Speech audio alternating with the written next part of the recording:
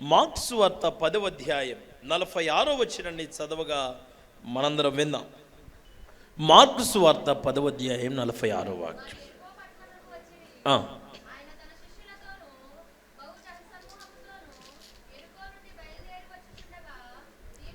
తీమయి కుమారుడుగు బర్తిమయ్యను గుడ్డి భిక్షకుడు. ఓకే, జాగ్రత్తగా కొద్ది మాటలు, దేవుని మాటలు మీరందరూ వినటానికి దయతో ప్రయత్నం చేయండి. చదవబడిన లేఖన భాగములో పుట్టుకతోనే ఒక గుడ్డివాడి గురించినటువంటి ఒక విషయాన్ని మన కళ్ళకు కట్టినట్లుగా ప్రభు ఇక్కడ రాసించారు. ఆయన పేరు బర్తిమై. తనకు ఒక తండ్రి ఉన్నాడు, ఆయన పేరు తీమై. పని చేస్తుంటేనో ఆడుకుంటుంటేనో అన్ఎక్స్పెక్టెడ్గా అనుకోకుండా మార్గ మధ్యములో జీవిత కాలపు మధ్యలో తన కండ్లు పోగొట్టుకున్న వ్యక్తి అయితే కాడు. పుట్టుకతోనే తన జీవితములో గుడ్డివాడు. పుట్టిన దగ్గర నుంచి తన జీవితములో చిమ్మ చీకటి తప్ప వెలుగును ఒక్క దినాన కూడా చూసిన వ్యక్తి కానే కాదు. ఎంతో అంధకారం తన జీవితంలో ఆవరింపబడి చీకటి సంబంధమైన వ్యక్తిగా తన జీవితాన్ని కొనసాగిస్తున్నాడు బర్తిమై. తన జీవిత కాలంలో ఆనందదాయకమైన వ్యక్తిగా బ్రతకాలన్న కోరిక తనకు కూడా ఉండేది. ఎవరి సహాయము లేకుండా తనంతట తానుగా తన పనులు చేసుకోవాలన్న ఆలోచన కూడా తనకు కలిగేది. కానీ తన జీవితంలో ఎవరి సహాయము లేకుండా ఒక అడుగు తీసి ఇంకొక అడుగు వెళ్ళిపోయేవాడు. ఎందుకంటే పుట్టుకతోనే గుడ్డివాడు. అమ్మ ప్రేమ చూడాలనుకుంటాడు, చూడలేడు. నాన్న ప్రేమ చూడాలనుకుంటాడు, చూడలేడు. బంధువుల ప్రేమను చూడాలనుకుంటాడు, చూడలేడు. ఎవరి ప్రేమ వాడి కంటికి కనపడదు. ఎందుకంటే వాడు పుట్టుకతోనే గుడ్డివాడు గనక. తల్లిదండ్రులు బజారుకనో ఒక వస్తువు కొనటానికనో ఏదో ఒక పని మీద బయటికి వెళ్ళేటప్పుడు ఆ గుడ్డివాడైన బర్తిమైని ఇంటికి ఒక కాపలా కుక్కలాగా ఇంటి దగ్గర పడేసి, అరే బర్తిమై, నువ్వు మాతో పాటు రావద్దురా, ఏమనుకో మాకు, నువ్వు మాతో పాటు వచ్చావనుకో మమ్మల్ని సమాజం లెక్క చేయర్రా, మాకు గౌరవం ఉండదు అబ్బాయి, నువ్వు ఇంటి దగ్గర ఉండు నాన్న, మా దారిన పోయి మా పని మేము చూసుకొని మరలా ఇంటికి తిరిగి మేము వచ్చేస్తాం, ఇంటి దగ్గరే ఉంటారా, నువ్వు వచ్చినా నువ్వు చూసేది లేదు, చేసేది కూడా ఏమి లేదు కదబ్బాయి, గుడ్డోడివి కదరా అని ఇంటికి ఒక కాపలా కుక్కలాగా తన తల్లిదండ్రులు తనని ఇంటి దగ్గర విడిచిపెట్టి వెళ్ళిపోయేవాళ్ళు. తన తోటోళ్ళు, తన వయసులో ఉన్న వాళ్ళందరూ సంతోషంగా, సంబరంగా, ఆనందంగా ఆడుకునేవాళ్ళు. వాడికి ఏంటితో కానీ వాడు చేసుకున్నది కాదు, వాడి కర్మ, వాడి తలరాతని చెప్పాలా మనకి తెలియలేదు. పుట్టిన దగ్గర నుంచి చిమ్మ చీకటి తప్ప వాడికి ఇంత ఇసుక రేణువంత వెలుగు తన జీవితంలో చూడలేకపోయాడు. తల్లిదండ్రులు ఎప్పుడైతే విడిచిపెట్టి వాళ్ళు వెళ్ళేవారో వాళ్ళు మరలా తిరిగి వచ్చేంత వరకు, అయ్యో దేవుడా, భగవంతుడా, ఏంది నాకు ఈ బతుకు, ఏంది నాకు ఈ కర్మ, ఏంది నాకు ఈ జీవితం, ఏందయ్యా నా పరిస్థితి, ఎందుకయ్యా నన్ను ఇట చేసావని చెప్పి తల బాదుకొని గుండెలు పగిలిపోయేటట్లు ఏడ్చి అంగలార్చి విలపించేవాడు ఆ గుడ్డివాడు. మరలా తన తల్లిదండ్రులు తిరిగి వచ్చే శబ్దం విని అంతగా ఏడ్చిన వ్యక్తి మరలా ఏమి ఎడమనట్లుగా మౌనంగా ఉండేవాడు. రోజులు గడుస్తున్నాయి, కానీ తన జీవితంలో మాత్రం పెద్ద క్వశ్చన్ మార్క్. అందరి బ్రతుకులు బాగున్నాయి, నా బ్రతుకి ఎందుకు ఇట్లా అయింది? అందరి జీవితాలు బాగున్నాయి, నా జీవితమే ఎందుకు ఇట్లా మార్చబడింది?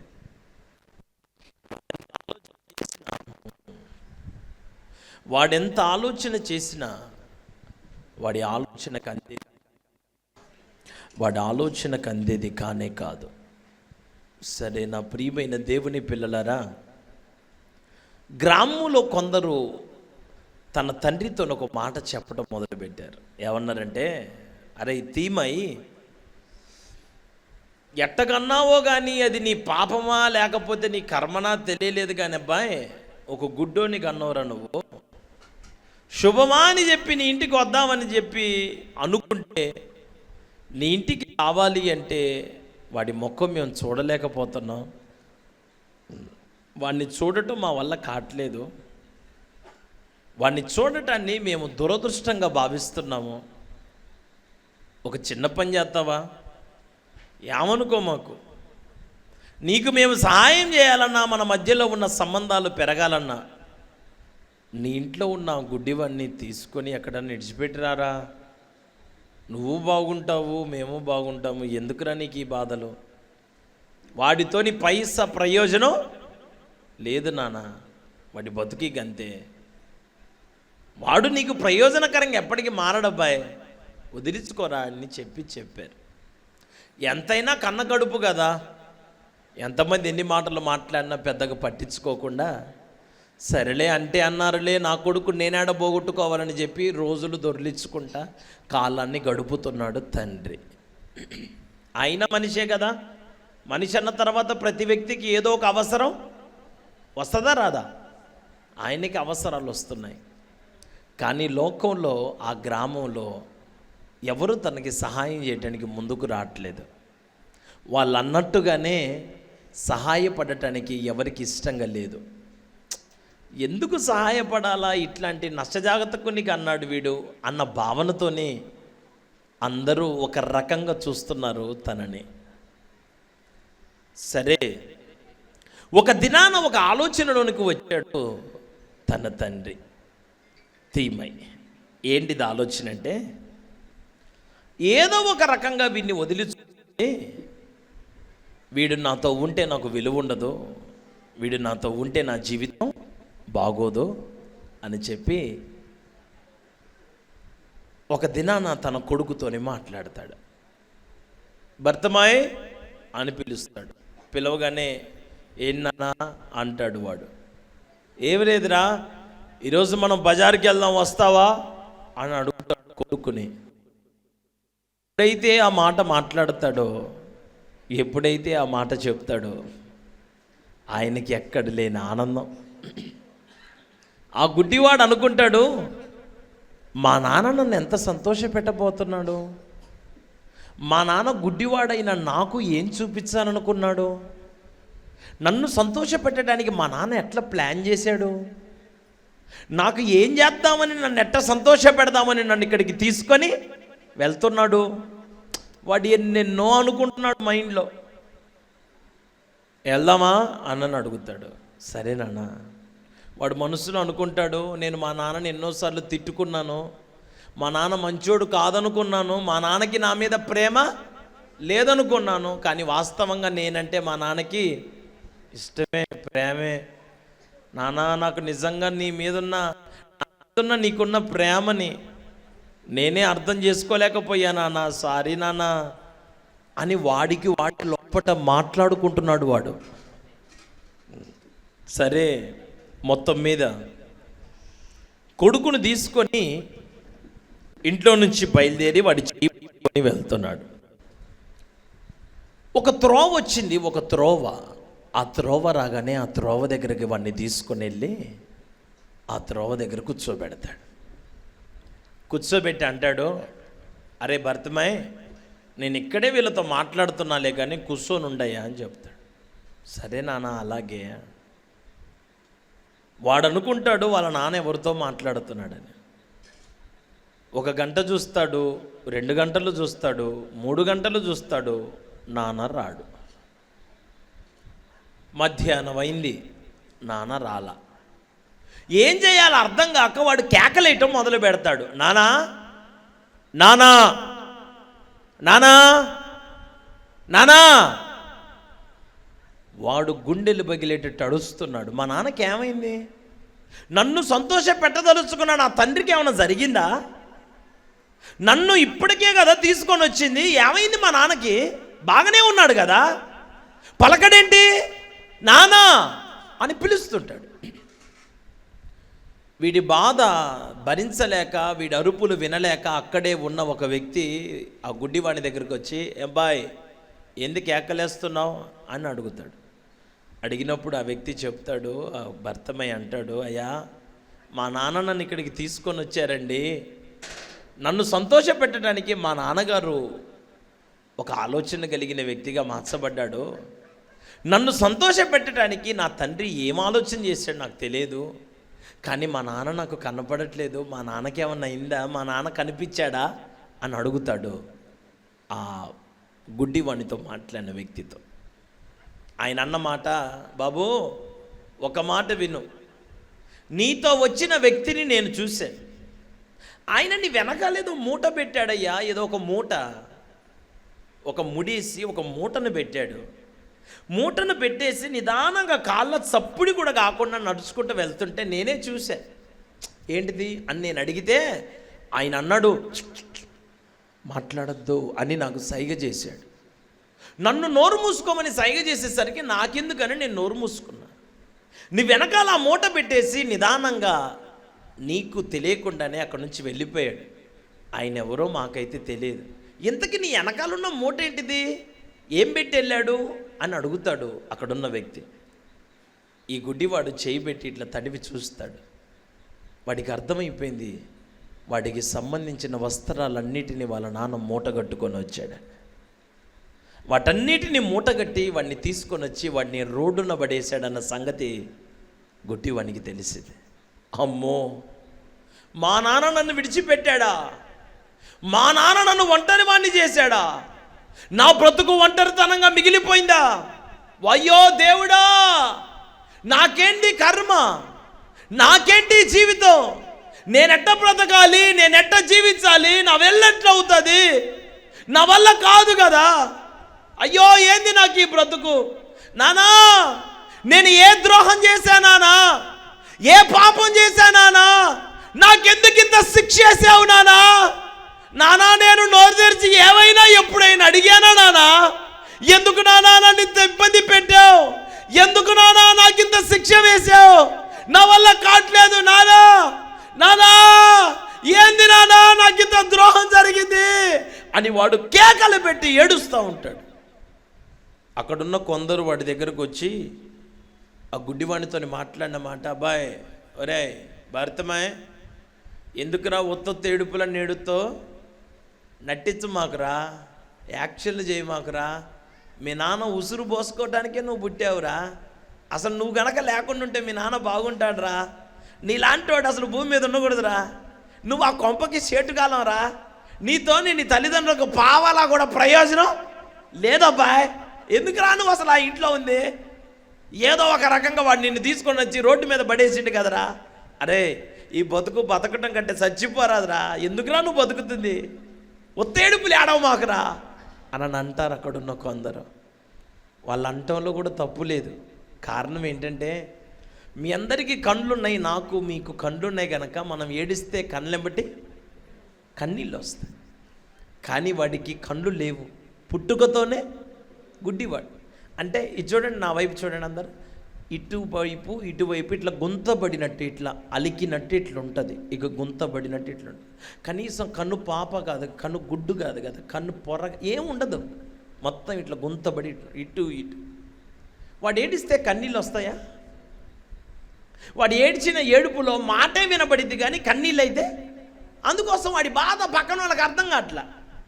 వాడు నిజంగా ఏడిసినా వీడు యాక్షన్ చేస్తున్నారు అంటున్నారు, నీ బాధలో నిజం లేదు అంటున్నారు, నువ్వు నిజంగా బాధపడట్లేదు, నువ్వు బాధ పెట్టడానికే పుట్టావంటున్నారు.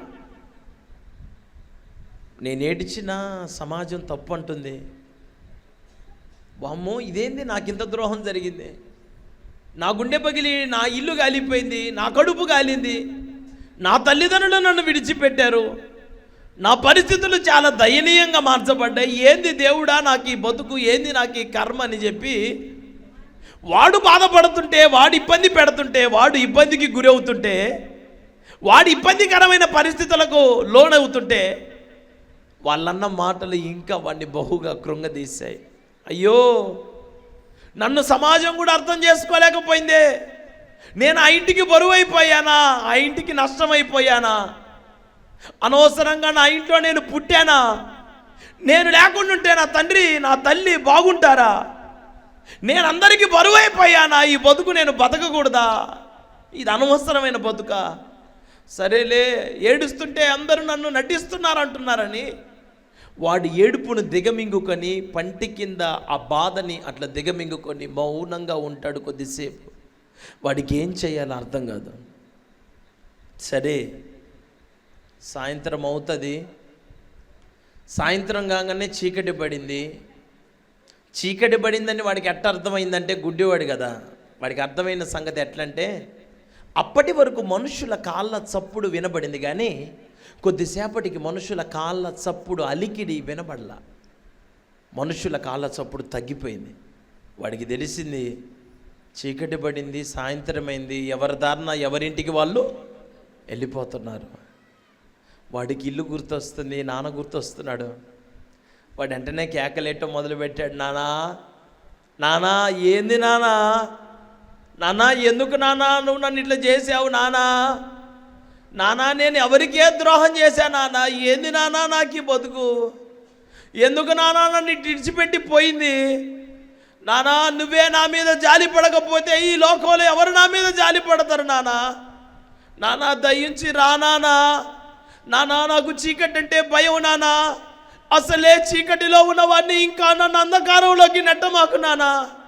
నానా, ఒంటరిగా నేను ఈ బజార్లో మిగిలిపోయి ఉన్నా నానా. నేను రోడ్డున పడి ఉన్నా నానా.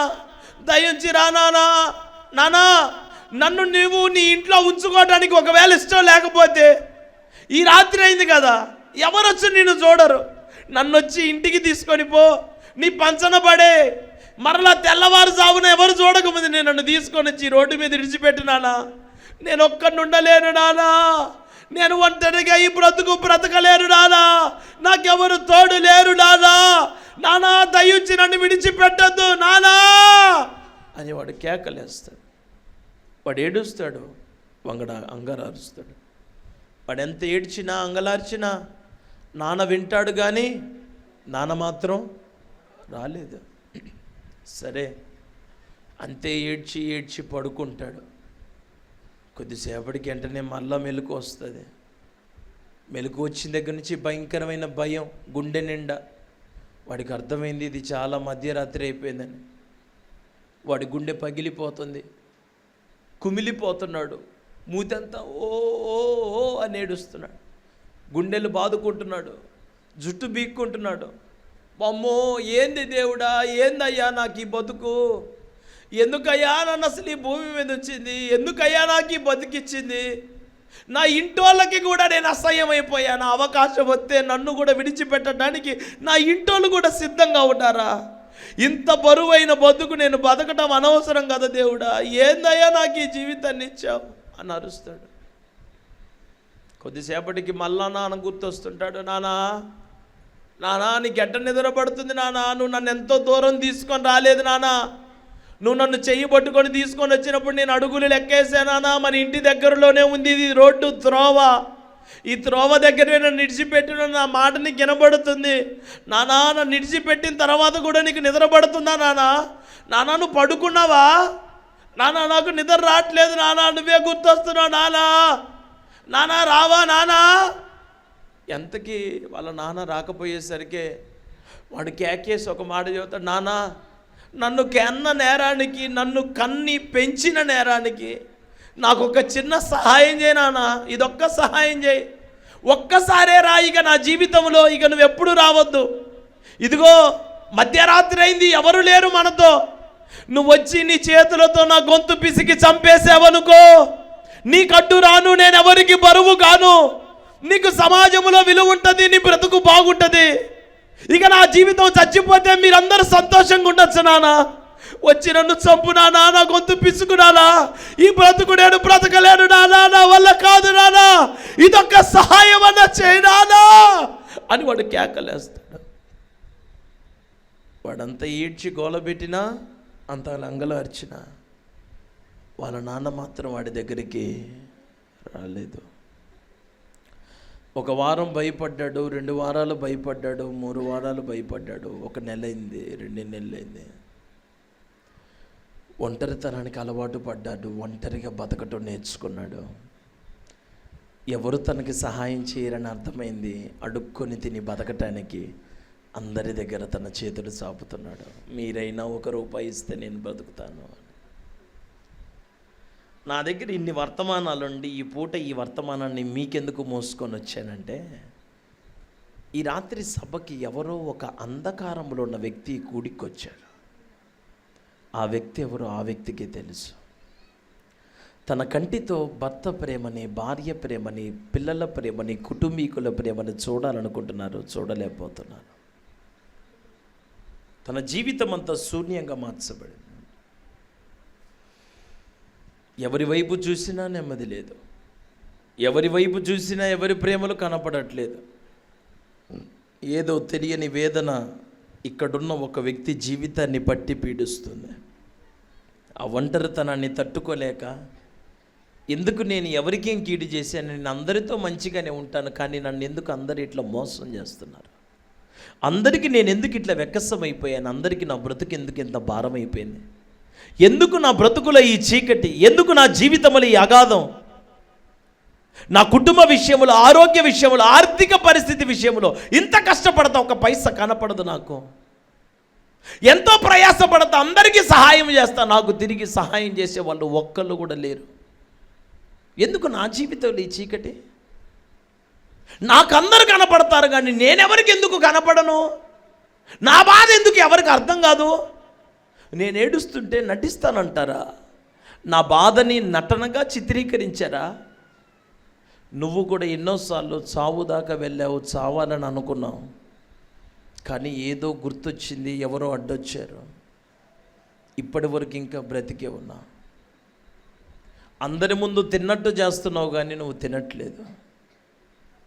నీ బాధ నీకు సంబంధించిన వ్యక్తులకు చెప్తే వాళ్ళు కూడా చచ్చిపోతారని నీ బాధను ఎవరితో నువ్వు చెప్పట్లేదు. నీ చీకటిని నీలోనే కుమిలి కుమిలి కుంగి కుంగి చచ్చిపోతున్నావు. ప్రతి నిమిషం పడుకుంటే అర్ధరాత్రులు ఉలిక్కిపడి లేస్తున్నావు, నిద్ర పట్టట్లేదు నీకు. నీ ప్రక్కన నీ కుటుంబీకులకి, నీ ఇంటి వాళ్ళకి కూడా తెలియకుండా గుక్క తిప్పుకోకుండా కుక్కి కుక్కి ఏడుస్తున్నావు. ఎవరు చూడట్లేదని నువ్వు అనుకుంటున్నావు. నా బాధను అర్థం చేసుకునేవాడికి ఈ భూమి మీద ఎవరు లేరు, నా బతుకు ఇంతే అన్న ఆలోచనతో నువ్వు నింపబడ్డావు. ఒకవేళ ఈ రాత్రి ఇక్కడ నువ్వు ఒక సేవకుడువో సేవకురాలువో నాకు తెలియదు, నీ జీవితం ఒక ఆత్మీయ ప్రయాణాన్ని జీవించే జీవితమో తెలియదు, సర్వసాధారణమైన తన చేతి పనిని చేసుకునే వ్యక్తివో ఏమో కూడా నాకు తెలియదు. నువ్వెంతో కష్టపడుతున్నావు, నీ సేవలో ఆత్మలు కనపడట్లేదు. నిన్నగాక మొన్న సేవ మొదలుపెట్టిన విశ్వాసుల జీవితాలు, నిన్నగాక మొన్న ఆత్మీయ జీవితాలను మొదలుపెట్టిన సంఘాలలో విస్తారమైన ఆత్మలు, నీ విశ్వాసులు స్థిరంగా నిలబడలేకపోతున్నారు. ఒక్కొక్కసారి నీకు అనిపించింది, అసలు దేవుడు నన్ను పిలిచాడా అని. దేవుడు పిలిస్తే వచ్చానా, తొందరపడి వచ్చానా? దేవునిలోనే ఉంటావు, యథార్థంగానే ఉంటావు, సహాయం అయితే అవసరమైతే సహాయం చేసే మనసు, కానీ ఎవరికి కీడు చేసిన వ్యక్తివి నువ్వైతే కాదు. అందరితో నవ్వుతున్నట్టు చేస్తున్నావు కానీ నీ గుండెల్లో ఉన్న బాధని పక్కన వాళ్ళకి తెలియకుండా చాలా భద్రంగా బతుకుతున్నావు. ఈ రాత్రి నీ బాధను నీ ఇంటోళ్ళు చూడలేకపోయారు, కానీ ఈ రాత్రి నీ గుండెల్లో ఉన్న వేదనను నీతో ఉన్న మనుషులు గుర్తించలేకపోయారు, కానీ రహస్యమందు చూచు నా తండ్రి ఈ రాత్రి నీ గుండెలో ఉన్న వేదనను చూశాడు ఆయన నామంలో. నువ్వెంత నలిగిపోయి ఈ స్థలానికి వచ్చి కూర్చున్నావో, ఎంత కుమిలిపోతున్నావో, ఏం చేయాలో అర్థం కాని పరిస్థితుల మధ్యలోకి ఈ రాత్రి ఈ సభకు వచ్చావో, నా దేవునికి నీ గురించి బాగా తెలుసు. నువ్వు నవ్వినంత మాత్రాన పరిస్థితులు బాగున్నాయని దేవుడేమనుకోలేదు. ప్రజల్ని మెప్పించగలిగావు, ప్రజల ముందు మంచిగా బతికానని అనిపించుకోగలిగావు, కానీ నీకు తెలుసు నువ్వెంత బాధపడుతున్నావా, నీకు తెలుసు నువ్వు ఎన్ని బరువులు మోస్తున్నావా, నువ్వు తెలుసు, నీకే తెలుసు నువ్వెంత నలిగిపోతున్నావు. ఒక్క మాట కూడా బయటికి చెప్పుకోలేని పరిస్థితిలో ఈ రాత్రి నువ్వు మిగిలిపోయి ఉన్నావు. వాడు ఎక్కడ కూర్చున్నాడని ఇందాక మీరు చదివారు చెప్పండి నాకు? త్రోవ ప్రక్కన అనండి అందరూ, కొంచెం గట్టిగా చెప్పరా. నేను ఒక మాట మిమ్మల్ని అడుగుతాను. నేను మార్గం గుండా వెళ్తున్నాను, 2 దారులు వచ్చాయి, 2 దారుల దగ్గర నేను ఆగాను అంటే దాని అర్థం ఏంటిది మీరు నాకు చెప్పండి. ఏ మార్గంలో వెళ్ళాలో అర్థం. వాడు త్రోవలో లేడంట, ఎక్కడున్నాడు ఇప్పుడు వీడు? ఏదో ఒక సమస్య వాడిని ఆపేసింది, ఏదో ఒక బాధ దగ్గర వాడు కూలిపోయాడు, ఏదో ఒక బాధ వాడిని కుంగదీసింది. ఈ రాత్రి నిన్ను బాధ పెట్టిన విషయం ఏంది? నీకు ఏ మాట నీ గుండెకి దెబ్బ తగిలింది? నీ మనసుకు చివుక్కుమన్న విషయం ఏంటి? నీ మనసుకు తగిలిన దెబ్బకు ఇంకా నివారణ ఎందుకు కలగలేదు? ఎందుకు నువ్వు సతికిలబడిన వ్యక్తిగా ఈ రోజున మిగిలిపోయావు? ఎందుకు కుంగిపోయిన వ్యక్తిగా ఈ రాత్రి ఈ స్థలానికి నువ్వు వచ్చావు? నీకెవరు లేనని నువ్వు అనుకున్నావు, కానీ నీతో ఉన్నవాడు లోకములో ఉన్న వారందరికంటే గొప్పవాడన్న సంగతి నీకు తెలియదా? ఈ రాత్రి నువ్వెందుకు గుమిలిపోతున్నావు? నువ్వెందుకు అంగలారుస్తున్నావు? నువ్వెందుకు ఆవేదనకు గురి అయిపోయావు? నీ జీవిత కాలంలో ఇక నీకు ఈ దుఃఖమే నీ జీవితానికి కొనసాగింపు అన్న ఆలోచన నీ హృదయంలో కలిగాయా? అదే జీవితాన్ని ఇక జీవించాలన్న ఆలోచనతో నువ్వు నింపబడ్డావా? ఆ త్రోవ ప్రక్కన కూర్చొని ఏ మార్గంలో వెళ్ళాలో వాడికి అర్థం కాకుండా ఉన్నట్టు ఈ రోజున ఏ నిర్ణయం తీసుకుంటే నీ పరిస్థితుల్లో నుంచి బయటపడతావో నీకు కూడా తెలియట్లేదు. ఏ నిర్ణయం తీసుకుంటే నీ కుటుంబీకులు మారతారో నీకు తెలియట్లేదు. ఏ ఆలోచన చేస్తే నీ పరిస్థితుల నుంచి నువ్వు గట్టెక్కుతావో నీకు అర్థం కావట్లేదు. ఎట్లా చేయాలో నీకు తెలియట్లే, ఏం చేస్తే బాగుంటుందో నీకు తెలియట్లే. నువ్వు చాలా చీకటిలో ఉన్నావు నా కుమారుడా, నా ప్రియమైన దేవుని బిడ్డ. నువ్వు చీకటిలో ఉన్నావు, నీ జీవితం అంతా అంధకారముతో నింపబడింది. చీకటిలో ఒంటరిగా నువ్వు మిగిలిపోయి ఉన్నావు. నువ్వు ఒంటరిగా మిగిలిపోయి ఏం చేయలేని పరిస్థితిలో నువ్వు కుమిలిపోతున్నావు. ఏడుస్తున్న నీ రోజులు నీకే తెలుసు, కానీ నీతో ఉన్న నీ కుటుంబీకులకు ఆ బాధలు నీకు తెలియట్లేదు. నువ్వు ఏడుస్తుంటే అందరూ నిన్ను పట్టుకొని మాట్లాడుతున్నారు, హేళనగా, ఎగతాళిగా, నటనగా చిత్రీకరిస్తున్నారు నిన్ను. కనీసం నీ బాధను పంచుకోవలసిన నీ కుటుంబీకులకు కూడా నీ బాధ అర్థం కావట్లేదు. ఎందుకింత నలిగిపోతున్నారు? ఎందుకింత వేదన పడుతున్నారు? నీ జీవితంలో ఏ నిర్ణయం తీసుకోలేక ఇక దేవుడే దిక్కు, చావే శరణ్యం, ఇక నా బ్రతుకింతే అన్న ఆలోచనతో నువ్వు నింపబడ్డావేమో. ఒకవేళ ఈ రాత్రి ఎవరెవరో నీ జీవితంలో చేసిన కార్యాలను బట్టి నీ జీవితంలో యేసు ప్రభుని నమ్ముకున్న వాళ్ళని చూసి, వాళ్ళు చేసిన చేష్టాలను చూసి, వాళ్ళు చేసినటువంటి పద్ధతులను చూసి నీకేమైనా అసహ్యం కలిగిందేమో. నువ్వు ఈ రోజున దేవునికి దూరంగా బతుకుతున్నావేమో. దేవుని మార్గంలో నడిపించబడాలన్న ఆలోచన ఈ రాత్రి నీకు లేదేమో. మరలా నువ్వు ఒక లౌకికమైన వ్యక్తిగా, మరలా లోకంలో కలిసిపోయిన వ్యక్తిగా ఈ రాత్రి నీ జీవితం మార్చబడిందేమో. ఈ రాత్రి నువ్వు దేవుని కొరకు బ్రతకాల్సిన వ్యక్తివై ఉండి, నీ తండ్రి మంచి ప్రార్థనా పరుడు, మీ అమ్మ మంచి ప్రార్థనా పరురాలు, నీ కుటుంబీకులందరూ ప్రార్థన చేస్తారు, కానీ ఈ రోజున నువ్వు ప్రార్థన చేయడానికి ఇష్టపడట్లేదు, మందిరానికి రావడానికి ఇష్టపడట్లేదు, దేవుడితో బ్రతకడానికి నువ్వు ఇష్టపడట్లేదు. నీ జీవితం గురించి నీకే అర్థం కావట్లేదు. మంచిగా ఉన్నాను అని అనుకుంటున్నావు, కానీ నీ గుండెలో పరిస్థితులు బాగలేవు. నీ గుండెలో ఉన్న వేదనలకు సమాధానం దొరకట్లేదు. ఎవరు నిన్ను ఎన్ని రకాలుగా మాట్లాడినా, ఎవరు నిన్ను నిందించినా, ద్వేషించినా, దూషించినా, ఎవరు నిన్ను అసహించుకున్నా, ఈ రాత్రి ప్రేమ కలిగిన యేసయ్య, ఈ రాత్రి నా దేవుడు నిన్ను ప్రేమిస్తున్నాడు. ఆయన నువ్వంటే నా యేసయ్యకి చాలా ఇష్టం, నువ్వంటే నా యేసయ్యకి చాలా చాలా ఇష్టం. నిన్ను నా దేవుడు ఆ స్థితిలో చూడటానికి ఇష్టపడట్లేదు. మనుషులను చూసి, మనుషుల పద్ధతులను చూసి ఏ నిర్ణయం తీసుకోవాలో అర్థం కాని పరిస్థితులు ఆ గుడ్డివాడున్నట్లు ఈ రోజున చర్చికి పోవాలా లేదా, ప్రార్థన చెయ్యాలా లేదా, ఈ మందిరానికి పోయే వాళ్ళందరూ ఇంతే ఉంటారేమో అని ఒక్కలను చూసి నీ జీవితంలో ఈ రోజున నువ్వు దేవునికి దూరం అయిపోయి ఒక నిర్ణయం తీసుకోలేని పరిస్థితిలో నువ్వు మిగిలిపోయి ఉన్నావేమో. ఈ రాత్రి నా దేవుడు నీతో మాట్లాడటానికి నన్ను ఇక్కడికి పంపించాడు. మీ ముక్కు మొహం నాకేం తెలియదు, కానీ ఈ రాత్రి ఒక్క వ్యక్తితో నా దేవుడు మాట్లాడుతున్నాడు. ఆ వ్యక్తిని ఈ రాత్రి నా యేసయ్య ప్రేమిస్తున్నాడు. నువ్వు మనుషుల మీద అసహ్యత కలిగి నాకు దూరంగా మాకు, మనుషుల మీద అసహ్యత కలిగిన వ్యక్తిగా నువ్వు మార్చబడి నాకు దూరం అయిపోయిన వ్యక్తిగా నువ్వు బ్రతక మాకు. నువ్వు నాకు అట్లా దూరం అయిపోవటం నాకు ఇష్టం లేదు. నేను జీవము కలిగిన దేవుడును, నేను రోషము కలిగిన దేవుడును, నీ జీవితములు అద్భుతములు చేయుటకు నేను సమర్థుడును. నువ్వెందుకు నన్ను తక్కువ అంచనా వేసావు? మనుషులు నిన్ను దూషించారా? మనుషులు నిన్ను నిందించారా? మనుషులు నీ ఎదుట అనరాని మాటలు ఏమన్నా మాట్లాడారా? నీకు అనిపించింది ఇక దేవుణ్ణి నమ్ముకున్న వాళ్ళందరి పరిస్థితులు ఇంతే ఉంటాయని ఆలోచనతో ఒకవేళ ఈ రాత్రి నువ్వు నింపబడ్డావా? ఏంటిది నీ జీవితంలో ఉన్న చీకటి? ఏ నిర్ణయం నువ్వు తీసుకోలేక నువ్వు మిగిలిపోయి ఉన్నావు? ఎందుకని ఒక సతికెళ్ళబడిన వ్యక్తిగా ఈ రాత్రి నువ్వు మిగిలిపోయావు? ఎందుకు కుంగిపోయిన వ్యక్తిగా నువ్వు మార్చబడ్డావు? ఈ రాత్రి నా దేవుడు నీతోనే మాట్లాడుతున్న మాట. వాడు పడి ఉన్న చోటులోనికి ఎవరు రాలేదు. అందరూ వాడు నిన్నెట్లయితే చూస్తున్నారో అందరూ కూడా వాడు రాడులే, వాడి బతుకు మారదులే, వాడి పరిస్థితులు అంతేలే అని వాడిని విడిచిపెట్టినట్లే నిన్ను కూడా విడిచిపెట్టారు. అందరూ నిన్ను విడిచిపెట్టడానికి ఇష్టమే, కానీ నా దేవునికి మాత్రం నిన్ను విడిచిపెట్టుకోవటం ఇష్టం లేదా? నా యేసయ్యకి ముమ్మాటికి నువ్వు కావాలి. ఆయన నిన్ను ఈ రోజుకు కూడా ప్రేమిస్తానే ఉన్నాడు. నువ్వు రాకపోయినా ఆయన నిన్ను ప్రేమిస్తున్నాడు. నువ్వు ఆయనను ప్రేమించకపోయినా ఆయన నిన్ను ప్రేమిస్తున్నాడు. నీ హృదయములో కలిగిన వ్యతిరేకమైన భావన నీ గుండెలో మిగిలిన నీకు అంత అయిష్టంగా నువ్వు ఉంటున్నా, నీ ఇంట్లో ప్రార్థన వినబడుతుంటే నువ్వు పెద్దగా పట్టించుకోవట్లేదు. నీ కుటుంబీకులు ప్రార్థిస్తుంటే నువ్వు పెద్దగా ఆలోచన చేయట్లేదు. సింపుల్గా క్యాజువల్గా తీసి పడేస్తున్నావు. ఏముందిలే, కానీలే, పోనీలే అనుకుంటున్నావు.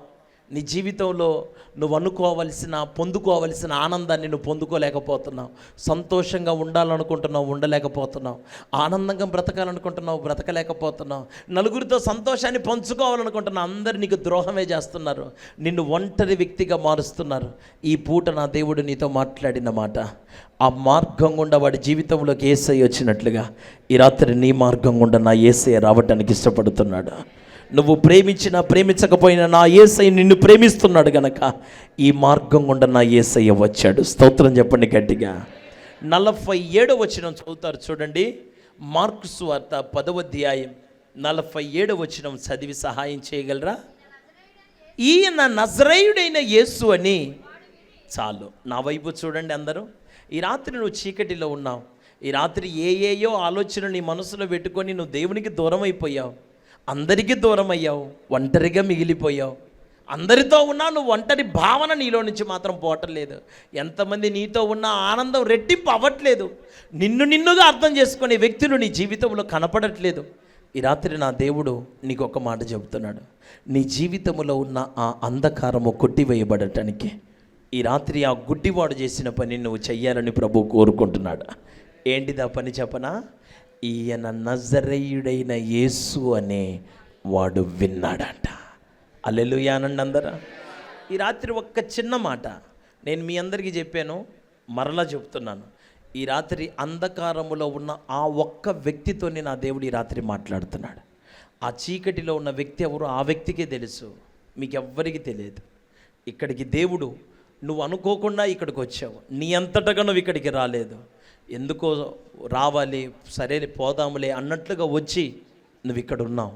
నీకు మనస్సు లేదు, నీకు ఇష్టం లేదు, కానీ నువ్వు ఇట్లా వస్తావని కూడా అనుకోలేదు. కానీ నిన్ను రప్పించుకొని నిన్ను ఇక్కడికి నడిపించేటట్లుగా చేసుకొని నిన్ను నిలబెట్టుకొని నా దేవుడు ఈ పూట నీతోనే మాట్లాడుతున్నాడు. నువ్వు నా దేవునికి కావాలి. నా యేసయ్య ఈ రాత్రి నిన్ను ప్రేమిస్తున్నాడు ఆయన నామములో. హల్లెలూయా అని బిగ్గరగా చెప్పండి. ఈ రాత్రి నువ్వేం చేయాలంటే, నీ జీవితంలో ఉన్న చీకటిలో నుంచి నువ్వు బయటికి రావాలంటే, నువ్వు బయటికి సంతోషంగా కనిపించినంత సంతోషం నీ గుండెలో లేదు. అది నీకు నీ దేవునికి తెలుసు అనుకో. ఈ రాత్రి నా దేవుడు నీకు మాట చెబుతున్నాడు. నీ జీవితంలో నా చీకటిలోంచి నువ్వు బయటికి రావడానికి ఈ రాత్రి ఆ గుడ్డివాడు చేసిన పని నిన్ను చెయ్యమని ప్రభు కోరుకుంటున్నాడు. వాడు ఏం చేశాడంట? ఈయన నజరేయుడైన యేసు అని వాడు ఏం చేశాడంట? విన్నాడు. అనండి అందరూ. ఏం చేశాడు వాడు? నేను ఒక మాట మిమ్మల్ని అడుగుతా, వాడికి చూసే కళ్ళున్నాయా? వినే చెవులు? నేను మరలా అడుగుతున్నాను, మీరు చెప్పాలి. చూసే కళ్ళున్నాయా? వినే చెవులు? మీ అందరికీ చూసే కళ్ళున్నాయా? ఎందుకు లేవు? కోడిగుడ్లు అంత ఉన్నాయి మనందరికీ. మీకు కోడిగుడ్లు అంత ఉన్నాయి, నాకు బాతుగుడ్లు అంత ఉన్నాయి. అందరికీ కళ్ళు ఉన్నాయి, మనకి చూసే కళ్ళు ఉన్నాయి. వినే చెవులు ఉన్నాయా? దేవుని స్వరం వినే చెవులు, దేవుని మాట వినే చెవులు, దేవుడు చెప్పింది చేసే చెవులు, దేవుడి మార్గంలో నడిచే చెవులు. చీకటిలో ఉన్నాను, ఒంటరిగా ఉన్నాను, నా బ్రతుకు ఏం చేయాలో అర్థం కావట్లేదు, ఈ అంధకాలంలో నుంచి నేను బయటికి రావాలంటే నేను ఏం చేయాలి? ఈ చీకటి మయమైన బ్రతుకులో నుంచి నేను బయటికి రావాలంటే ఏం చేయాలి? ఈ రాత్రి ఈ మాటలు వింటున్న నా ప్రియమైనటువంటి దేవుని బిడ్డ, నిన్ను నా దేవుడు ప్రేమించి నీతో మాట్లాడుతున్న మాట, నీ కులమో, నీ మతమో, నీ రక్త సంబంధికులో, నీ ఇరుగు పొరుగు వారో నిన్ను ప్రేమించి నీ పరిస్థితులను మార్చడానికి ఎవరు ఈ రాత్రి ఇష్టపడరు, కానీ ప్రతి పరిస్థితులను మార్చుటకు శక్తిమంతుడైన దేవుడు నీతో మాట్లాడుతున్నాడు. నువ్వు నేను చెప్పినట్లుగా బ్రతకగలిగితే నీ జీవితంలో ఉన్న చీకటిని నా దేవుడు ఈ రాత్రి ఆశ్చర్యకరమైన వెలుగుగా మార్చబోతున్నాడు. హల్లెలూయా అని బిగ్గరగా చెప్పగలరా? ఆయన ఏం చెబుతున్నాడు మీకు? ఎక్కలేని ఎక్కమన్నాడా? మొయ్యలేని మొయ్యమన్నాడా? మీ వల్ల కానిది చేయమన్నాడా? ఆయన ఏం చెప్పాడు? మీరు మూర్ఖులకు ఈ తరము వారికి వేరై రక్షణ పొందనని చెప్పాడు. నమ్మి బాప్తిసం పొందినవాడు రక్షించబడునని చెప్పాడు. దేవుడు చెప్పింది కష్టమా? నేను పరిశుద్ధుడైన ప్రకారం మీరును. దేవుడు చెప్పింది ఎక్కడ కష్టమైంది మీకు? ఆయన చెప్పింది మీరు ఎందుకు చేయలేకపోతున్నారు? నేను ఒక మాట చెబుతాను. డాక్టర్లు చెప్పిన మాట వింటాం కదా. డాక్టర్ ఏం చెబుతాడు? తెల్లన్నం తినమాకు, మాంసం తినమాకు, ఉప్పు తినమాకు, కారం తినమాకు, పులుపు కూడా తినమాకు. ఇంకేం తినద్దంటే ఇంకేం తినాలా? గడ్డి తినాలా అని అంటారా? ఆయనతో మీరు ఏమంటారు? మీరు ఎట్లా చెబితే అట్లనే సార్, సార్, ఓకే సార్, అలానే సార్, థ్యాంక్ యూ సార్. నేను ఒక మాట మీకు చెప్పనా? మిల్లెట్స్ బుల్లెట్స్ తినమని చెబుతున్నారుగా ఇప్పుడు. కొర్రలు, ఉలవలు, బలవలు, గలవలు. నేను ఒక మాట మీకు చెబుతాను. ఎన్ని రోజులు తింటారు మీరు మిల్లెట్స్? ఎన్ని రోజులు తింటారు? ఎన్ని రోజులండి? డాక్టర్ చెప్పినట్టు మీరు ఎన్ని రోజులు చేస్తారు నాకు చెప్పండి, అన్నం తినకుండా? మనకి ఎన్ని తిన్నా అన్నం తిన్నట్టే ఉండదు. నువ్వు ఇడ్లీ తిను, దోశ తిను, పూరి తిను, ఏమైనా తిను, సాయంత్రం టిఫిన్ చేయి, పుల్కా తిను, గిల్కా తిను, ఏమైనా తిను, కాకపోతే ఒక ముద్ద అన్నం కూడా తినాలి. ఒక ముద్ద అన్నం తింటే నీకు తిన్నట్టు ఉంటుంది. డాక్టర్ ఏమంటాడు? అన్నం కట్టు అంటాడు. నువ్వు డాక్టర్ చెప్పినట్టు ఎన్ని రోజులు చేస్తావు? ఒక వారం చేస్తావు, మహా అంటే 2 వారాలు చేస్తావు. ఇంకా మహాభక్తి పరవశం ఎక్కువైతే నీకు 1 నెల రోజులు చేస్తావు.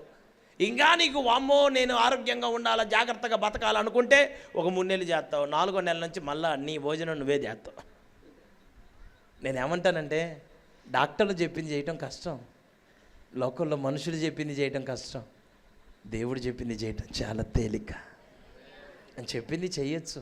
మనం పాపం చేయకుండా ఉండగలం, లోకానుసారంగా బతకకుండా మనం ఉండగలం, మన జీవితాలను మనం ప్రభు కొరకు ప్రత్యేకించుకోగలం.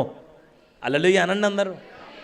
90వ సంవత్సరంలో మా నాన్నని దేవుని సేవకు పిలిస్తే దేవుడు చెప్పింది విన్నాడు. మా నాన్న దేవుడు చెప్పింది వినటానికి ఇష్టపడ్డాడు. బీటెక్ చేస్తున్నా నేను, త్రిబుల్ బ్రాంచ్ నాది. ఇంజనీరింగ్ చేస్తున్నప్పుడు దేవుడు నన్ను పిలిస్తే ఈ దివ్యమైన సేవ కొరకు నేను దేవుడు చెప్పిందే విన్నాను.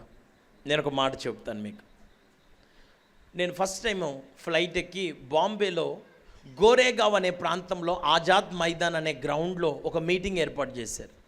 అది నేను ఫస్ట్ టైం నా జీవితంలో ఫ్లైట్ ఎక్కిపోయి వాక్యం చెప్పిన మీటింగ్. అది 2014 సంగతి చెప్తున్నా మీకు. అయితే అక్కడికి వెళ్ళి వాక్యం చెప్పడానికి నేను వెళ్తే నాకు ఫ్లైట్ కొంచెం డిలే అయింది, విమానం కొంచెం లేట్ అయింది. ఎయిర్పోర్ట్ నుంచి నన్ను కారులో త్వరగా స్పీడ్గా పికప్ తీసుకొని త్వరగా వస్తున్నారు. నేను డైరెక్ట్గా ఎయిర్పోర్ట్ నుంచి డైరెక్ట్గా ఇక నా హోటల్ రూమ్కి వెళ్ళకుండా లగేజ్తో పాటే నేను మీటింగ్ ప్లేస్కి వచ్చా, లేట్ అయిందని. అందరు నన్ను చూసి ధన్యవాద్ ధన్యవాద్ ధన్యవాద్ పాస్టర్జీ, ధన్యవాద్ పాస్టర్జీ అని అందరూ వందనాలయ్య గారు, వందనాలయ్య గారు అని ఇట్లా ఇట్లా వంగి ఇట్లా ఇట్లా వందనాలు చెబుతారు. దాంట్లో ఒకడు, వాడు నా క్లాస్మేట్, వాడు మా మాచర్లలో చదువుకున్నాడు. వాడికి జాబు బాంబేలో వచ్చింది. ఆ బాంబేలో ఎక్కడ పెట్టినా నా పోస్టర్లే. నా పోస్టర్లు చూసి వాడు బాంబే వచ్చాడు. వాడు బాంబేలోనే కదా ఉండేది. ఏంది వీడు మా పిల్లగాళ్ళలాగానే కనిపిస్తున్నాడు, నా క్లాస్ వీడు నా ఫ్రెండ్ అయినట్టుంది వీడు అనుకున్నాడు. వాడు మొత్తం పేరంతా చూస్తే నాదే, ఫోటోస్ చూస్తే నాదే, కానీ వాడికి నా అమ్మబుద్ధికి అట్లా ఎంత దూరం ఎందుకు వస్తాడండి. తీరా వాడు నా దగ్గరికి వచ్చాడు, నన్ను చూశాడు.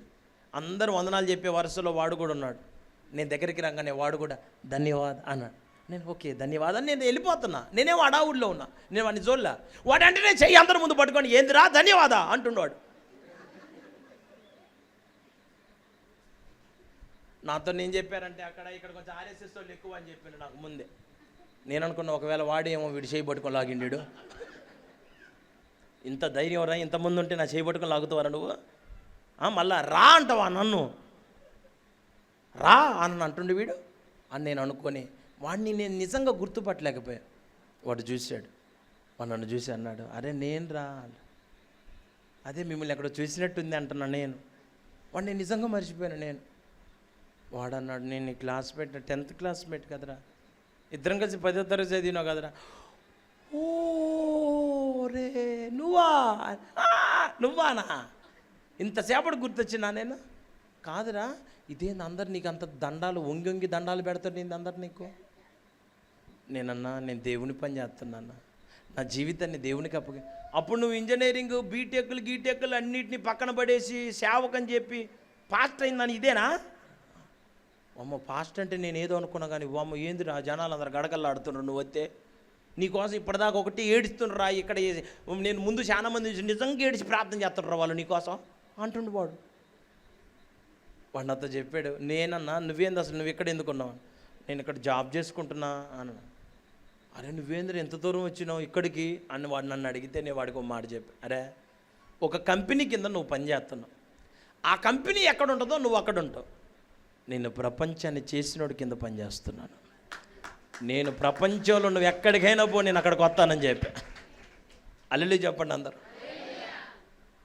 వాడు అన్నట్టే వాడి కంపెనీ పని మీద సింగపూర్ వచ్చాడు.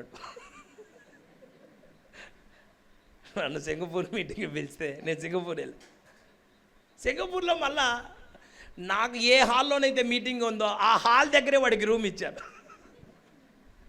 అక్కడ ఒక ఫ్లెక్సీ పెడితే ఆ ఫ్లెక్సీ చూసి మళ్ళీ లోపలికి వచ్చాడు. వాళ్ళందరూ వాడిని లోపలికి రానియట్లేదంట.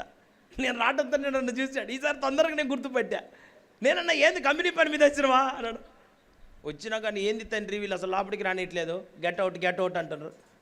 నన్ను ఎందుకు రానియరు అంటే వాళ్ళకి సంబంధించిన కార్డ్స్ ఇచ్చారు, కొంచెం లిమిటెడ్ పీపుల్కి హాల్ కదా, ఎక్కువ మంది రావడానికి అవకాశం లేదని అట్లా చేశారులే. వాడు నా క్లాస్మేటేలే. నేను వాడు చేయబట్టుకుని తీసుకొని వస్తే వాడికి కూడా అందరూ వాళ్ళు చెబుతుండ్రు. వాడంటుండు అమ్మ నాకు కూడా దండం పెడుతుండేది రా వీళ్ళందరూ అంటుండ్రు. నేను వాడికి ఒక మాట చెప్పా. అరే నీకు ఇందాకనే చెప్పా, ఇంతకుముందే చెప్పా, నువ్వు ఒక కంపెనీ కింద పనిచేస్తున్న, కంపెనీ ఎక్కడుందో నువ్వు అక్కడ ఉంటావు. నేను ప్రపంచాన్ని చేసినోడి కింద పనిచేస్తున్నాను, ప్రపంచపు నలుదిశల దేవుడు నన్ను తీసుకొని పోతాడు. నేను ఈ మాటలు మీకు ఎందుకు చెప్తున్నాను చెప్పనా? ఆయన మాట విన్నాను, దేవుడు నా జీవితాన్ని ఆశీర్వదించాడు. ఆయన చెప్పిన మాట ఏంటిది? మీరు శోధనలో పడకుండా ఉండ నిమిత్తం మెలుకోగలిగి ప్రార్థన. నమ్మి బాప్తీసం పొందినవాడు బాప్తీసం పొందారా? ఆయన మాట విని, ఆయన మాట విన్న మీరు మారు మనసు పొందారా? ఆయన మాట విన్న మీ శరీరాలు పరిశుద్ధంగా ఉన్నాయా? మిమ్మల్ని అడుగుతున్నా, మీ శరీరాలు పరిశుద్ధంగా కాపాడుకున్నారా? మీ సాక్ష్యాలను కాపాడుకుంటున్నారా? మీ ప్రార్థనా జీవితాన్ని కాపాడుకుంటున్నారా? మీ విశ్వాసాన్ని కాపాడుకుంటున్నారా? ఒక మాట మీరు వినండి, ఆయన చెప్పింది మీరు చేయగలిగితే మీ జీవితంలో నా దేవుడు అద్భుతాలు చేయడం ప్రారంభిస్తాడు. యేసయ్య మొట్టమొదటి అద్భుతం కానా అనే పెళ్లిలో చేశాడు తెలుసుగా. కానా అనే పెళ్లి వివాహంలో 6 రాతి పానంలో అంచుల వరకు నింపమన్నాడు. వేటితో నింపాలా? నీళ్ళతో. అక్కడ కావాల్సింది ఏంటిది? ద్రాక్షారసం. దేవుడు దేంతో నింపమంటాడు? కావాల్సింది దేవుడు పోయమన్నది. మీరే అక్కడ ఉన్నోళ్ళు మిమ్మల్నే ఆ నీళ్ళను పోయమన్నారు, మీరు పోతారా?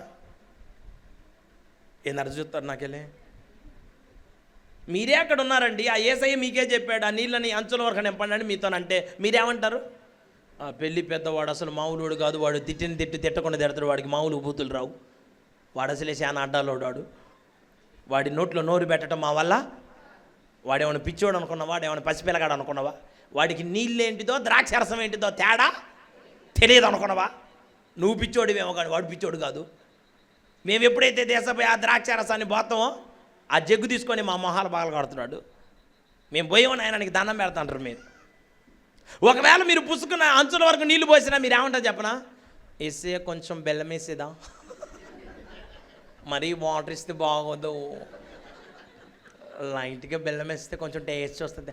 లైట్గా బెల్లం వేస్తే ద్రాక్షరసం కాదు, అది పానకం. ఇది అంటే ఇక్కడ పానకం అంటారా? ఇది బెల్లం పోసి పానకమేగా? అంటే పానకమే, ఆడైన పానకమే. మీరు ద్రాక్షరసం కానీయకుండా పానకం చేసే వాళ్ళ దగ్గరుండి. కానీ మరి అక్కడ ఒక మాట చెప్పింది, ఆయన మీతో చెప్పున్నది. ఈ రాత్రి నేను ఒక మంచి మాట చెబుతాను, నా వైపు చూడండి. బంధువులందరూ ద్వేషించిన తర్వాత బైబిల్ పట్టుకోకూడదు. బంధువులందరూ విడిచిపెట్టిన తర్వాత మందిరానికి రాకూడదు. పరిస్థితులన్నీ దాటిపోయిన తర్వాత దేవుడా దేవుడా అని అనకూడదు. పరిస్థితులన్నీ బాగున్నప్పుడే మనం దేవుడికి ప్రాధాన్యతనిచ్చిన వ్యక్తులంగా మార్చబడితే మన జీవితాలను మన దేవుడు ఆశీర్వదించిన వ్యక్తులుగా మారుస్తాడు ఆయన నామములో. దిక్కు లేక మొక్కు లేక ఇక ఏ దిక్కు ఏ శరణ్యం లేక దేవుడా నువ్వే దిక్కు అన్నోడు గొప్పోడు కాదు. అన్ని మార్గాలు ఉండి కూడా నాకు దేవుడే కావాలి అని ఆయన కోసం బతికేవాడే ఆశీర్వదించబడిన వ్యక్తిగా మార్చబడతాడు. ఈ రాత్రి ఎందుకని మనం ప్రభు కోసం బతకూడదు? ఏమంటే నేను ఒక మాట చెబుతా, మానవుని జీవితం చాలా చిన్న జీవితం. దావీదు కాలంలో రాయబడిన మాట 70 అధికమైన ఎడల ఏది ఆ కాలానికి ఒలవలు ఇంకా ఇందాక చెప్పినాక మిలిట్స్ ఎన్ని తిన్నారు? కొర్రలు బుర్రలు గుర్రలు సామలు ఓదలు గీదలు బాధలు అవన్నీ ఆ కాలానికి తిన్నారు కాబట్టి 70-80 సంవత్సరాలు అధికం. ఇప్పుడు 40 సంవత్సరాలు 40 పడటంతోనే షుగర్ పలకరిస్తుంది, హాయ్. బీపీ 35లోనే హలో హౌ ఆర్ యూ, బాగున్నావా? ఒక మనిషికి షుగర్ వస్తే ఆ షుగర్ మనిషి శరీరాన్ని తినేస్తుంది, మీకు తెలుసా? ఈ రోగాలు మిమ్మల్ని బతకనెత్తాయా? సరే, మనుషులు ఒక మాట అంటారు, అందరూ బాగుండాలి. నేను ఒక మాట చెబుతా, ఇది చెప్పుకోవడానికి పనికి వచ్చే మాట ఇది. నువ్వు నిజంగా బాగుండు, తెల్లారేసరికి నీ ఇంటి ముందుకి 4 నిమ్మకాయలు వేస్తారు, చేతపట్టి వాళ్ళే చేపిస్తారు పక్కింటి. నేను అన్నమాట అబద్ధం కాదు, నిజం. నువ్వు బాగుండాలని కోరుకునే వాళ్ళు ఈ భూమి మీద ఎవ్వరు ఉండరు. నేను మామూలుగా ఉదాహరణ చెబుతున్నా, వేరే విధంగా అనుకోమాకండి. మీ అమ్మగారి కంటే నువ్వు ఒక మంచి చీర కట్టుకొని ఆమె పక్కన నువ్వు కూర్చో, ఆమె ఏమంటో చెప్పనా, ఎందుకమ్మా అంత ఖర్చు,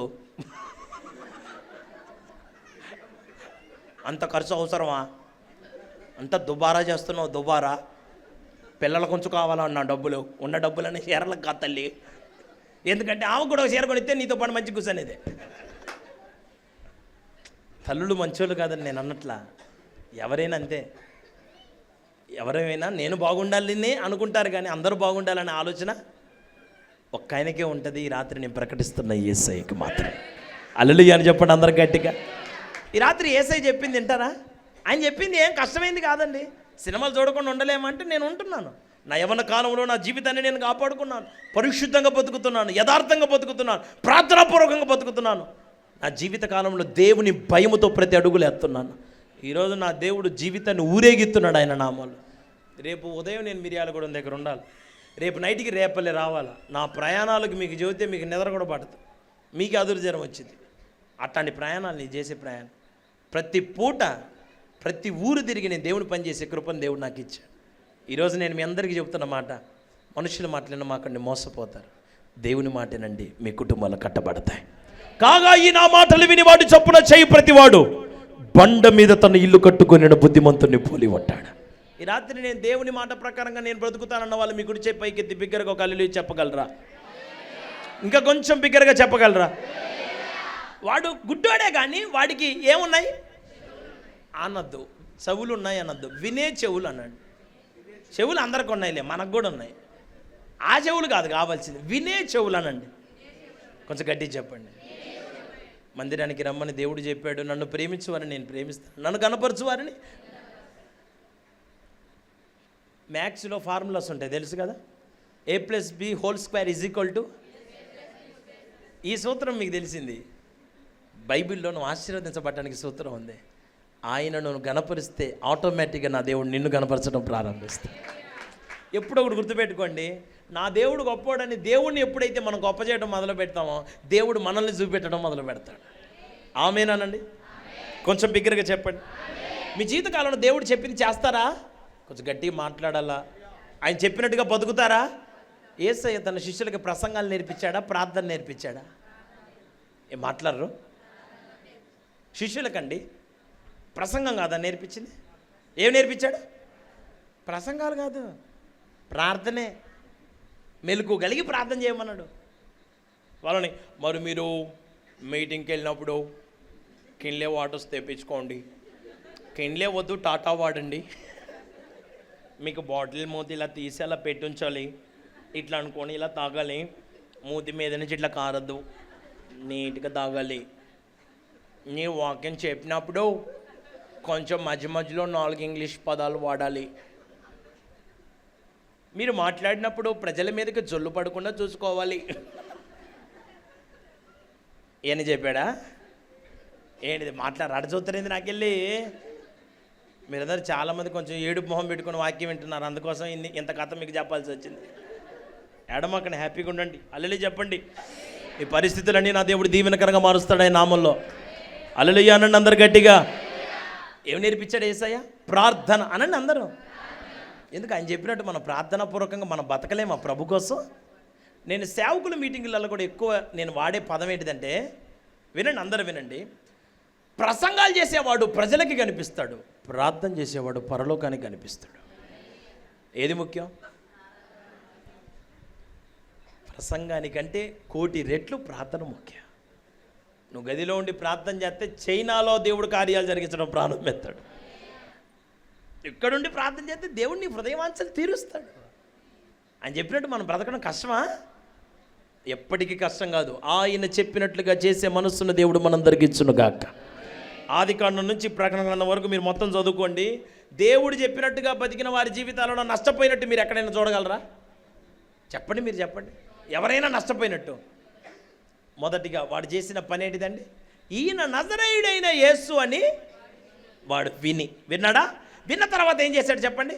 దావీదు కుమారుడా నన్ను కరుణించమని మొదలుపెట్టాను. ఊరకుండుమని అనేకులు వానిని గద్దించిరి కానీ కొబ్బరి నూనె చేసాతని ఇవన్నీ పోతే ఇక డాక్టర్లు ఎందుకో కొబ్బరి నూనె చేసా తాగినంట రోగాలు పోయినాయి అంట అని ఒకప్పుడు నిన్ను పట్టుకొని ప్రజలు మాట్లాడిన ఆ జనాలే ఈ రోజున నువ్వు మందిరానికి వస్తుంటే వాళ్ళు కూడా ఒక కొబ్బరి నూనె చేసా డబ్బా నీకు ఇచ్చి, అమ్మాయి చచ్చి పోతున్నావు పాచకత్తావు పేత్రం యంత్రం వేయించుకోరా అబ్బాయి, మంత్రం చేయించుకోరా. ఒకప్పుడు ఏమన్నారు? ఇది తాగితే రోగం అయిందా? ఎట్టపోయింది? ఎవరికి చెబుతున్నావు కథల కన్నమా అని ఇన్ని మాటలు మాట్లాడినారు. ఇప్పుడు వాళ్ళే మీ దైవజనుడు ప్రార్థన చేస్తే దేవుడు అద్భుతాలు చేస్తాడని చెప్తున్నారు. హల్లెలూయా చెప్పండి అందరు గట్టిగా. నేను ఒక మాట ఈ రాత్రి మీ అందరికీ చెప్తాను. ఎవరెవరైతే నిన్ను ఆటంకపరుస్తున్నారో, ఎవరైతే హేళనగా మాట్లాడుతున్నారో, రేపటి దినాన వారి ఎదుట నా దేవుడు నీ జీవితాన్ని ఆశీర్వదించే దేవుడే ఉన్నాడు. స్తోత్రం కలుగునుగాక. కొంచెం బిగ్గరగా చెప్పండి అందరూ. ఇప్పుడు యేసయ్య వాడిని పిలుస్తున్నాడని వాడితో చెప్పారా? ఈ రాత్రి కూడా నా దేవుడు నువ్వు చీకటిలో ఉన్నావు, అంధకారంలో ఉన్నావు, నా దేవుడు కూడా ఈ రాత్రి యేసయ్య పిలుస్తున్నాడు. ప్రయాసపడి భారము మోసుకొనుచున్న సమస్త జనులారా నేను మీకు. ఆయన పిలుస్తున్నాడు. ఆయన పిలుపులో అద్భుతం ఉంది. ఆయన పిలిస్తే ఆయన పిలుపు ఎట్లుంటుందో ఒక మాట చెబుతా చూడండి. అప్పుడప్పుడు మనం పనులలో ఉంటే మన ఇంటి పక్కన వాళ్ళు పిలుస్తూ ఉంటారు, వదినా వదినా అని పిలుస్తుంటారు, ఏదో పెద్ద పని ఉన్నట్టు. మనం ఆ కడిగే గిన్నెలను ఆడబడేసి అమ్మ ఏంది అంత అర్జెంటుగా పిలుస్తుంది ఏందో ఏమో అని చెప్పి బయటకు వస్తాం. ఏందమ్మా అనగానే ఏమి లేదు లేవో వరకనే పిలిచా. ఆ తపాలు తీసుకొని వచ్చి గుండె బాధాలనిపించింది. నేను నా పని కాక నేను చస్తుంటే ఒకటే పిలిచి ఇప్పుడు ఎందుకు పిలిచినామంటే ఊరకనే పిలిచిన అంటుంది. దేవుడు నిన్ను పిలిస్తే ఊరక పిలవడు. ఆయన పిలుస్తున్నాడంటే నీ జీవితంలో ఏదో చెయ్యటానికే పిలుస్తున్నాడు, ఏదో నీవు ఇవ్వటానికే పిలుస్తున్నాడు, ఏదో అద్భుతమైన కార్యం నీ జీవితంలో జరిగించడానికి నా దేవుడు ఈ రాత్రి నిన్ను పిలుస్తున్నాడు. స్తోత్రం చెప్పండి అందరూ బిగ్గరగా. యేసయ్య పిలుస్తున్నాడని వాడు చెప్పగా వాడితో చెప్తే వాడు ఏం చేశాడు? అంతటా వాడు బట్టను పారవేసి దిగ్గున లేచి హల్లెలూయా చెప్పండి అందరు గట్టిగా. అమ్మ ఇదొక్క మాటేనండి, నేను ముగిస్తా, జాగ్రత్తగానండి. ఇప్పుడు వాడు అడుక్కుంటున్నాడు కదా ఒక వస్త్రం వేసుకొని. నా మైకి పౌచ్ ఏదినా, మౌత్ది పౌచ్ ఏదినా, మౌత్ కవర్ నానా, ఆ కవర్లో ఉందంట టైగర్, ఈ కవర్లో నల్ల కవర్ ఇట్లా రైట్. మీకు అర్థం కావడం కోసం ఇంత తిప్పలు పడ్డాలి. ఎడు చూడండి. వాడు ఒక బట్టను వేసుకొని అడుక్కుంటున్నాడు. నానా అనా అనా అనా ఒక రూపాయి నానా కా రూపాయ కావకా అంటే ఏంది అట్నే చూస్తున్నాడు, నువ్వు అట్నే ఉన్నావనే. సరే మీరేమైనా అనుకోండి, నాకెందుకులే కానీ. సరే వాడు అడుక్కుంటుండమ్మా. ఇప్పుడు వాడికి ఒక మాట వినపడింది, ఏమని? యేసు నిన్ను పిలుస్తున్నాడు. అప్పుడు వాడు ఏం చేశాడంట? అంతటా వాడు తన బట్టను చెప్పండి బట్టను. అమ్మ అబద్ధం ఆడుకొని చెప్పండి, మీరు నిజంగా చెప్పాలి. మీరే ఆ గుడ్డోడు అనుకో, మీరో నేనో వాడు అనుకో, మీరే ఆడ కూర్చొని అడుక్కుంటున్నారు, మిమ్మల్ని ఏసై పిలుస్తున్నాడని చెప్పిన అనుకో, మీరేం చేస్తారు నాకు చెప్పండి? ఆ బట్టను పట్టుకొని సంకలో పెట్టుకొని ఆయన పోతారు. అట్ట కాదనుకుంటే, అట్ట కాదంటే ఆ బట్టను శుభ్రంగా మడత పెట్టి ఎడిచాడండి, అయ్యా నా బట్ట జాగ్రత్త, నేను మరలా వచ్చి అడక్క తినాలి.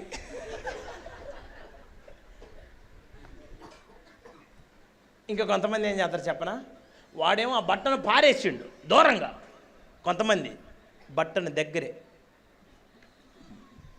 బట్ట నాదే, మళ్ళా వస్తా అడక్క తింటా. అమ్మా, నేను ఇంత ప్రసంగం చేసిన దానికి కొసం మెరిపోయిందంటే, ఈ రాత్రి నేను యేసయ్య పిలుస్తుంది, ఈ పాత రోత బతుకుతో నువ్వు ఆయన దగ్గరికి రావటానికి ఇష్టపడట్లా. ఈ పాత రోత జీవితాన్ని దూరంగా ఈ రాత్రి నువ్వు పారేయాలా. నేను ఆ బతుకు బతకను, ఆ దుర్మార్గమైన జీవితం వద్దు, ఆ నామకార్థమైన జీవితం వద్దు, ఆ విధేయతతో కూడిన జీవితం వద్దు, నేను ఆ బ్రతుకు బ్రతకడానికి రాత్రి నేను ఇష్టపడట్లేదు, నాకు యేసు కావాలి. ఈ రాత్రి నువ్వు కోరుకుంటే అంతటా వాడు తన బట్టను, తర్వాత మాట చెప్పండి నాకు, ఆ మాట అందరూ అనండి.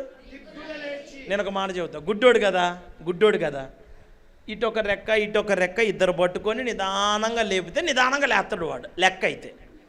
కానీ వాడికి కళ్ళు రాలా, ఇంకా యేసయ్య పిలవగానే వాడు ఎట్టలేశాడంట. ఒక మాట చెప్పనా, నువ్వు గనక నీ పాత రోత జీవితాన్ని దూరంగా బారేస్తే నీకు కళ్ళు రాకుండానే ఆయన మాటతోనే నీ జీవితాన్ని నా దేవుడు నిలబెట్టే దేవుడే ఉన్నాడు. నువ్వు నిలబడతావు ఖచ్చితంగా.